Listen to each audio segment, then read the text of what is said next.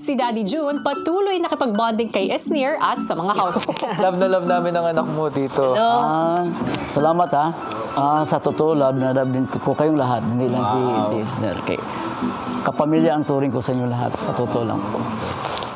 Maraming salamat sa buong suporta sa inyong pagmamahal kay Esner. Sana ipipray ko na magtagumpay kayong lahat. Salamat po. Para sa akin, nanalo kayong lahat eh. Puro kayo mga big winners. Thank you, Tito. Kudos sa inyo lahat. Kudos. Salamat. Ako yung naiiyak, parang ako yung Para po nanonood ng teleserye, nakakasenti. It was a heartfelt reconnection, reunion. Ready ka ka, best friend ko yan dito! Ito, lagi po kayong pinagmamalaki ni Esnir sa amin.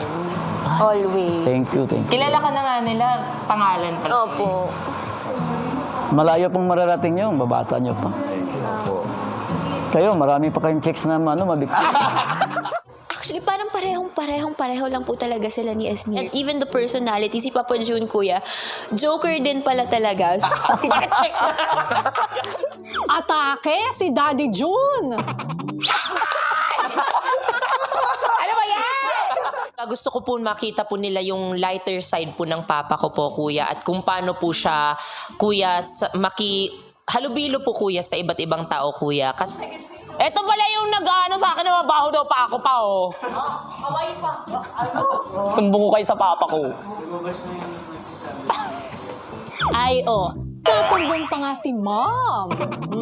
Maya-maya pa, naisipan nilang pagsaluhan ang dalang pagkain ni Daddy June para kay Salamat, Esnir. Tito. Sarap! Super sarap. Ice cream. Ito sobrang sarap po. Thank you. Ayan. Sa hapagkainan ay nagpatuloy ang kwentuhan. Makulit ba si Esnir nung bata siya? Opo, paano po si Esnir yung bata? May pagka, makulit din. May pagkabakla. Hindi, lumantad siya eh, mga grade 4 ata. Grade 4, grade 3. Hindi ko po alam. Kasi kapag kinikwento ni Esnir, kuya, parang sobrang strict ng dad niya, sobrang nakakatakot. Pero nung nandito, kuya, sobrang nakakatuwa, kuya, as in, Kasi siguro, ang nasa isip niya, magagalit ako pag, early stage, ipapakita na siya kung ano siya.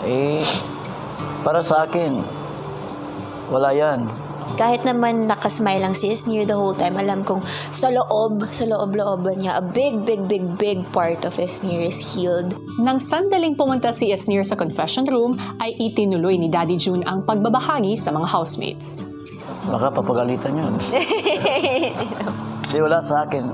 Wala akong paki kung ano ka. Kasi, tayo, blessing tayo, di ba? Kay Lord. Hindi, big deal sa akin kung bakla ka, tomboy. Matapos kumain, nagkaroon ng pagkakataon na makapag-usap ng masinsinan ang mag-amang June at Esnir. Kamusta po mo sa Balayde? Kamo nila mama po kayo? Okay lang. Move on lang. Naman yun na very supportive man ng mga kuwan mo. Kami tanan, balang ka. Opo. Ang akong coming dire is to show full support sa imo. Thank you po. Same with mami. Kay wala man si mami makakuyog. Pero kabalo ko nga happy yun. Mungkin ang kalipay as big as the universe. Sobra ko ka-happy na nakuha naman ni Charlie ang Big 4 kay gusto ko na sa big night punta kita tanan Na mo-adto sa big night. na tuman jud. Granted, Akong gina-pray sad kay muna pasalamat jud ka ni Lord. Opo. Kung dili pa ka prayerful, dili yun na itugot sa imuha. So it's a big, a new destiny para sa ako. Amot mo to kam, new destiny na po na sa imuha. Di sorry jud kay diyan na kailang na share na ako ang ako. Ay, Nag-message siya sa akin na hello Jan, kamusta? Tapos magre-reply ako. Tapos yung afternoon always na nanghihingi. Never ako na-chatan ng kamusta lang. Never in my life naging close to me. No problem kay ako. Sorry, Jud, kay di kay wala po ko Wala man kay isuri ato kay tinuod man tong kuan. Imuhang gi-share. Dili man sala nang mutukan ka sa tinuod. Dili man jud sorry lang pod nga kabalo mi. Nga na kay naay mga times nga gusto nimo nga like kanang gusto ka ning butanga magpapalit ka pero maatlan bitaw nga out of budget. Gustuhan man namo pero wala mi laing means nga makater na mo imuhang gusto pero usa po na sa amo ang pagkukulang sa imuha nga ako admit ko dapat manggod as parent kung kaya lang i-cater gyud sa gusto sa mga anak. Nagpasalamat ko ato sa ako at least nakita na ko ang akong Sa kakulangan. pagpapatuloy ng masinsinang pag-uusap ni Yasnir at Daddy June, Ako, akong gibuhat na dyan ako nito nun for the family. At No man gyud kabalo man gyud mi. Kaya kung wala pa kay love, kung selfish jud ka, dili ka magmunani. Yeah, kabalo ni for the family. sorry sa mga sa mga nabasahan nimo na comments wala. after the episode. Pero ako mag-promise jud ko din na mabawi jud ko ninyo pag gawas po. Ang importante diyan successful ka diri. Para na kay kung about ana imong na-worry ka na wala na sa para sa ako nakahatag to sa ako og challenge to sa ako. Nga na ako'y kakulangan nakapaigmata to sa kuha atong ni challenge kuwanto sa kuha nga dapat dili day maingunani akong mga anak nanay dapat ingunani ang akong pag-treat no para dili ka magkim-kim o kahiubo sa ako. Siguro dala lang sa kaning pagsubrag kogi sa mga sidelines nako. Motong dili kay ko showy sa ako ang love nimo. Sorry lang pud ana nga na ako'y pagkukulang as your father yun. Ana pero man na nagpasalamat ko at least na nahigmat ako. Uy, mali ko. Dapat katong imong kuan para dili unta ka masakitan. Dapat akong gihimo gyud ako ang kana yung amahan nga kuan yun ba puno sa kanang gugma nga ipakita not only in words pakita ba in physical nga kuan attachment nalipay po ko diri nga nakasulod yang anak naka heart to heart talk ta kay pasaylo lang po ko nga na mga times nga medyo baton ko og kuan kaligot-got pero mali ko kay selfish pug ko kay wala ko ni open nimo. Thank you pa. Thank you po.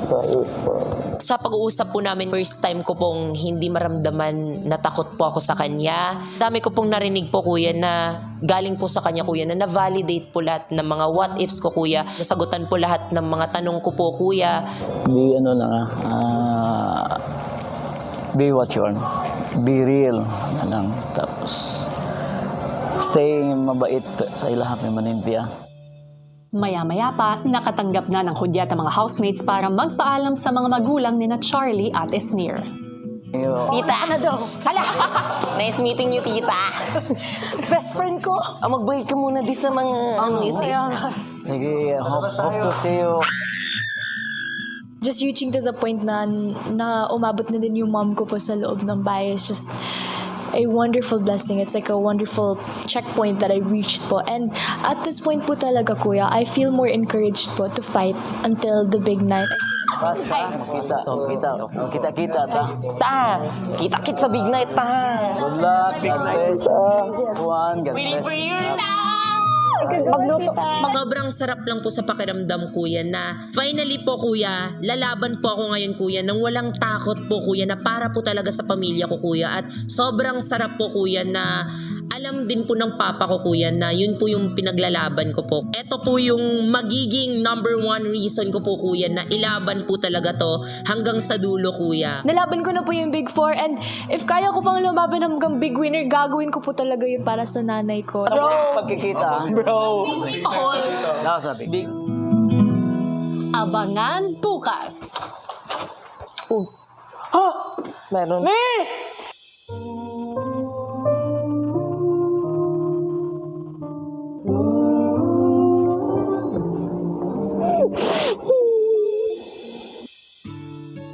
Oh my God! We made it!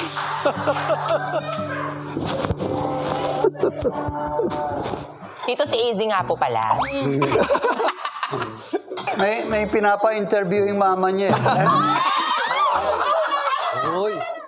Para sa inyong 16th weekly task na tatawagin kong The Road to the Big Night, kailangan niyong mahanap ang tamang daan para sa bola upang maipasok ito sa tamang butas ng Big Night sa taas ng board.